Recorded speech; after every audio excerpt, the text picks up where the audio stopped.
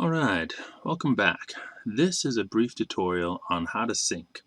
Alright guys, so I know in earlier classes you have made up a folder structure and you should have the folders clearing, synced, and syncing that lives in a folder for, I think, syncing, something like that.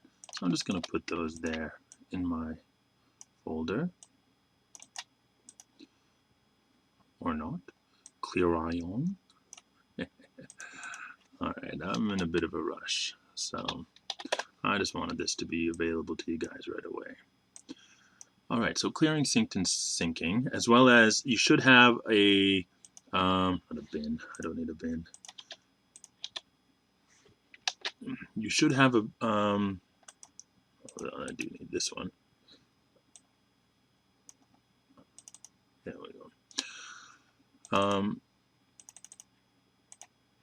Okay, you should have a bin called Scenes Synced, so, or a folder called Scenes Synced, I believe. And in that folder we'll put identify scene 1 for this tutorial's sake. Alright, so here's the thing. You have to go through all of your media, and they're going to have all of these weird WAV files and a whole bunch of media files.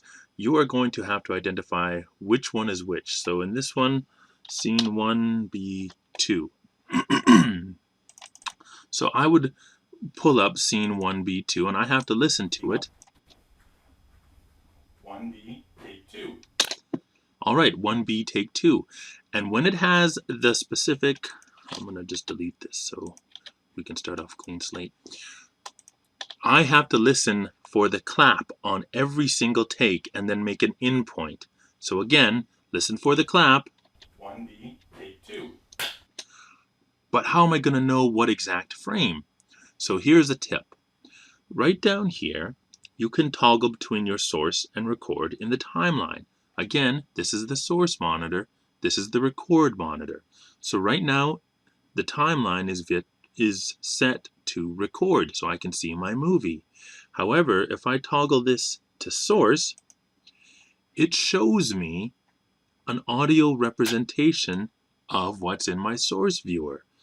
So again, you probably will have to turn on your audio data, turn on waveform, clip gain, and volume if you haven't already, so you can visually see this clap.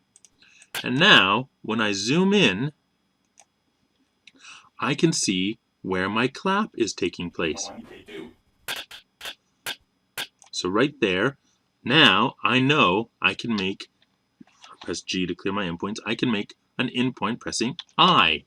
So it's made an endpoint on my video, on my audio. So there, that's 1, and I label it scene 1B, take 2. And I go through all of them. That's step 1. You have to go through all of your takes, including, so here's the video. I've already done it, but okay, so I'm looking for the clap using my arrows on my keyboard.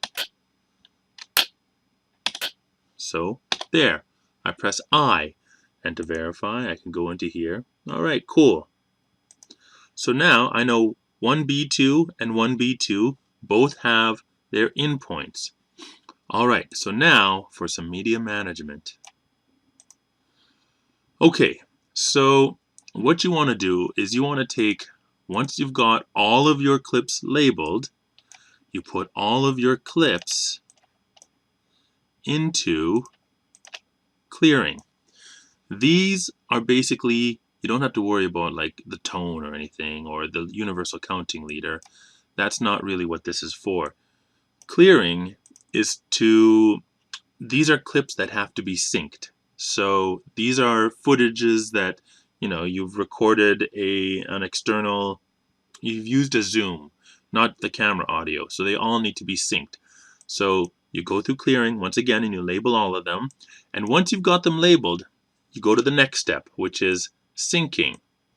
So in syncing, I take the 1B2 audio, but that's only the audio. I need the video. I take the 1B2 video. Okay.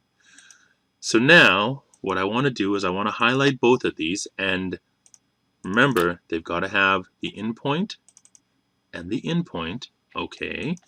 highlight them both by clicking and holding down Shift and clicking on the other one, and look to your hamburger menu and look for Auto Sync. Now, in this new version of Avid, you might just be able to right-click and choose Auto Sync, and in some old versions, it's under Clip and then Auto Sync, but Hamburger Mode will usually get it. Now you have your sync selection available to you. You can choose in points. Alright, so again, if you had to do tail slates, you could do out points. Or if you jam the slate electronically, you could use a source time code. For now, we'll just use the in points. So we could also keep the audio on the clip with the video, so like camera audio if you want to keep it. We can include audio from audio only clips. We'll keep the audio on the clip with the video. We can always choose to turn that off. Alright, and in points, and press OK. Alright, so what this has done, take a look here, is that here's our master clip, here's our master audio clip, here is what is called a sub clip. So it's created a new sub clip that contains the sync of both of those clips. Alright, oh, it's loaded up here, oops. There we go. So it's synced everything. Alright, so that is 1B Sync 2. Now what are we going to do now? What is the next step? Well, now that this is synced, I put this into Scene 1, because I know that's something I can edit with. It has good audio and good video. And now that these two are finished, I can put them into Synced. So they're out of clearing. And then, after that, I go back into clearing and I identify the next one to work on.